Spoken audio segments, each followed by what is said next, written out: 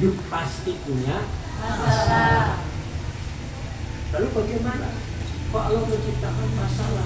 Sebab kita ini orang hidup banyak keinginan, banyak maunya. Nah disitulah ada masalah.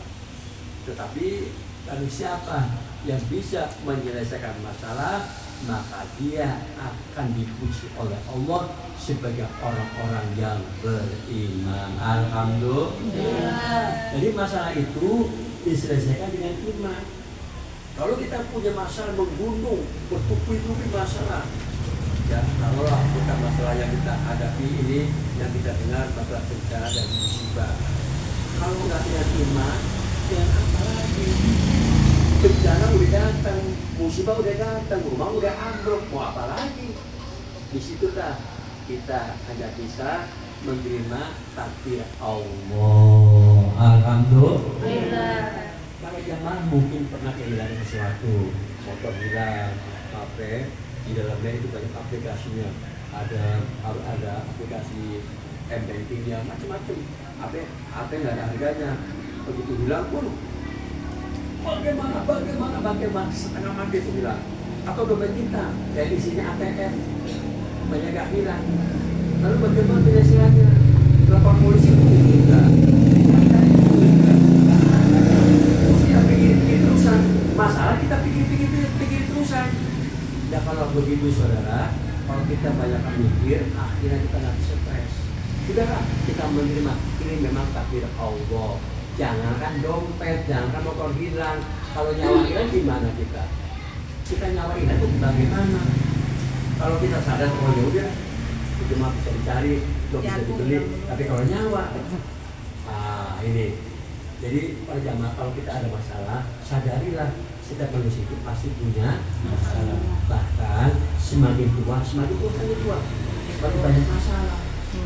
Pada waktu anak-anak punya masalah apa sih anak-anak? Oh anak-anak tinggal beta, tinggal apa, betul.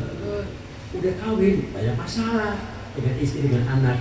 Udah kita tua, punya cucu, masalah lagi. Punya jeep, punya masalah lagi, terus. Masalah terus kita dirundung masalah. Nah disinilah kita ada yang paling berharga, iman Islam. Itu yang paling berharga di sini.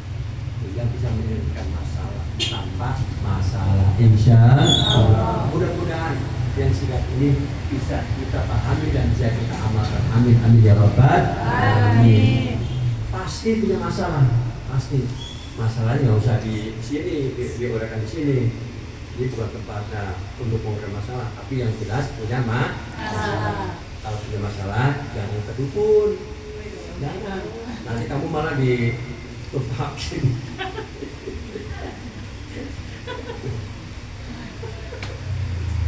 Mana masalahnya? Nih, tadi dikir tuh. Kalau kita benar-benar dikir yakin loh. Dikir yakin kan gini, dikir yakin gampang. Itu yang kita bahas itu masuk, aduh kayak gitu loh. Itu namanya dikir masuk. Tapi kalau kita dikir terus kita panas, wah itu kontra namanya. Kalau kita merasa dikir, nah ini di sini nih. Makanya ayatnya apa? Ala bidzikrillahi tatma'innul qulub. Dengan dikir hatimu akan tenang. Masa Allah jadinya bohong sih? Yang bohong tuh omongan kita, betul? Nah, cuma kita merasakan iya. Terus, contoh begini nih. Kita begitu cintanya dengan Nabi Muhammad SAW. Waduh, cinta lu baca sholawat sampai ribuan kali. Apa? Terus ketika Nabi disebut-sebut, kita kayak aja sih pengen cepat mati, terus pengen berganti tangan dengan Nabi. Ya Allah ya Rasulullah. Bisa itu berarti ada ketenangan. Kan gini, contohnya gini. Coba kita bayangkan sedikit aja.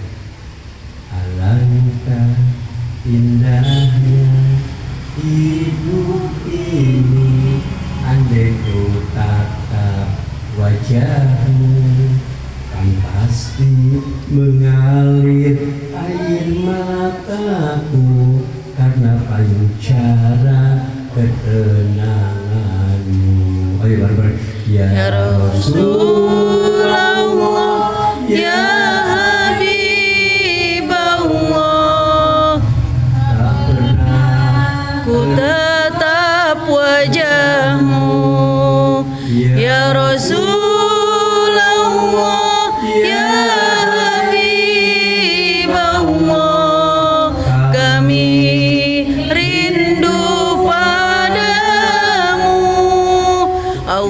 Allahumma sholli ala Muhammad. Ya Rabbi sholli alaihi wasallim. Allahumma sholli ala Muhammad. Ya Rabbi sholli alaihi wasallim. Oh, kayak gitu. Itu kalau kita cinta dengan Nabi. Nah, kalau kita cinta dengan suami kita, udah 4 hari nggak pulang-pulang, jangan sedih. Tunggu di pintu di situ.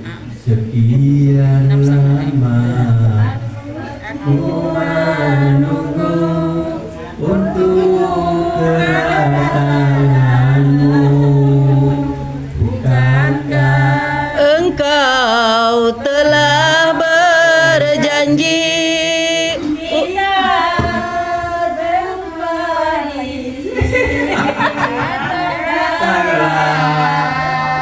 kedatanganmu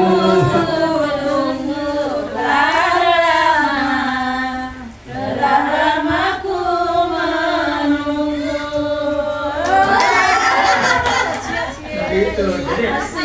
Jadi nggak perlu ada yang kita sedihin deh. Insya Allah. Baik para jamaah, mari kita dengarkan. Ini kita nanti akan berpisah dengan tahun baru 2025 Masehi, masuk 2026. Masih berapa hari lagi?